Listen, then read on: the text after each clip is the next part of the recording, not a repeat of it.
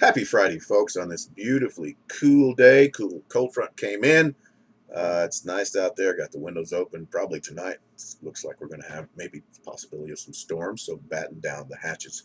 Uh, I hope you've noticed. I hope you've noticed that the three ISD, at least three ISD school board candidates, have come out with new videos and are making an argument now as to why you should vote for them. I think that's wonderful. It's about time, and you're welcome.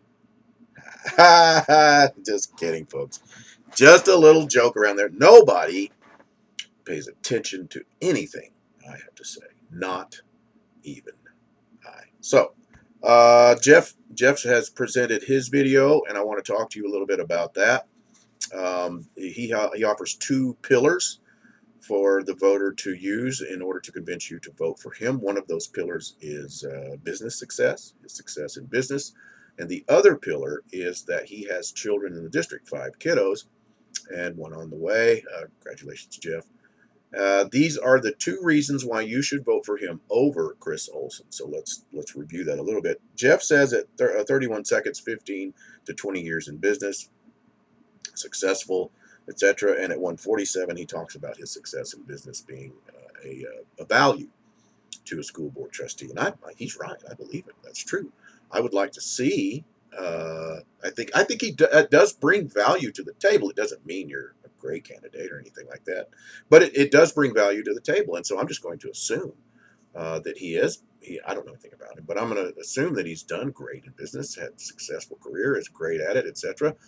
But Chris, folks, has been in business for himself probably longer than Jeff Neal has been alive. Chris started in business for himself in 1971, doing some agriculture stuff, running cows and things like that. And he still has that business today. So 1971. And then over his lifetime so far, he's had a couple of other businesses. One of them was a medical technology laboratory technology device business where he would sell, service, and repair training of medical devices in labs. And he used to come to me sometimes and to source parts for some of those. Had that, and now he does compliance. Let me make sure I got this right. Medical laboratory consultation for compliance with state and federal regulations. That's from 2004 to 2000, to the present. And if you want to look him up, in case you don't believe him or you're like a Mike Catcher side or something, then look up SEO Ventures Inc. And now you keyboard warriors, go look up and open secrets and get on there and look at it. Yeah, SCO Ventures Inc. That's one of Chris's business. So as far as and his success, folks, is unparalleled. I mean, you can't deny it because Chris has used his success to give back to those that he believes should need a little help. And so he's funded the education. If you remember in video 2 that I made, he's funded the education of a bunch of kids, multiple kids that aren't his own, right? That's how he lives out his dream. So very successful in business, right? And been in business longer than Jeff Neal has been alive. The second pillar that Jeff talks about is at 1 minute, 10 seconds, he says, there's a unique advantage about him, and that gives him a pulse with the classrooms. It's his 5 kiddos. At 136, quote, a really good pulse for what's happening in our classroom. So he thinks that's a quote unquote significant advantage for a member of our school board. Well, I mean, one way to look at it is you rely on your kids to come in and tell you, at various levels to give you the pulse of the ISD. But I like what Chris did in Joshua and has proclaimed he'll do here as well. If you watch the interview I did, Chris explains that his approach is hands-on, right? He's not going to rely on anybody else to tell him what's happening in the classrooms or in the district, not the pulse of second-hand pulse.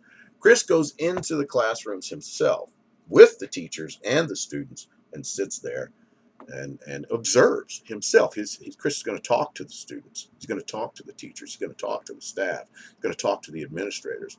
And then he's going to come to us and tell us what he believes is happening out there, folks. Now that, I think, I prefer that method, to be honest with you, because you've got the first-hand look at everything, not just the classroom, but everything in the district that's going on. So, um, and then at 3 minutes and 27 seconds, Jeff talks about his vision.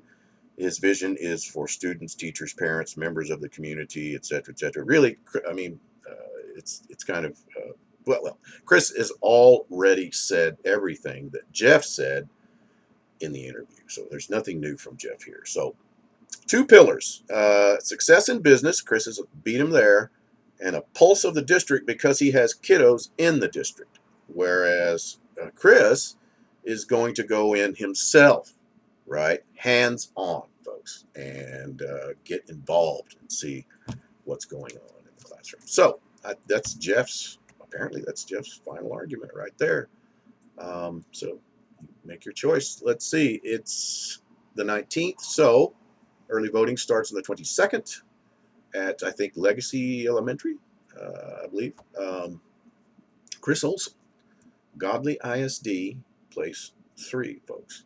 I think he's the better candidate with experience, 18 years at JISD, wisdom, maturity, a commitment to the idea, the intrinsic value of education as an idea, dedication to making that idea a success, and then the execution and the follow through to live out those 2 goals, which he does in through the success of his own businesses by funding the education of kids, a number of them. You've seen some of them come and say, "Hey, Chris, thank you for what you've done." So, all right, folks, Godly Chris Ohlsen for Godly ISD Squirrel Bard, place 3.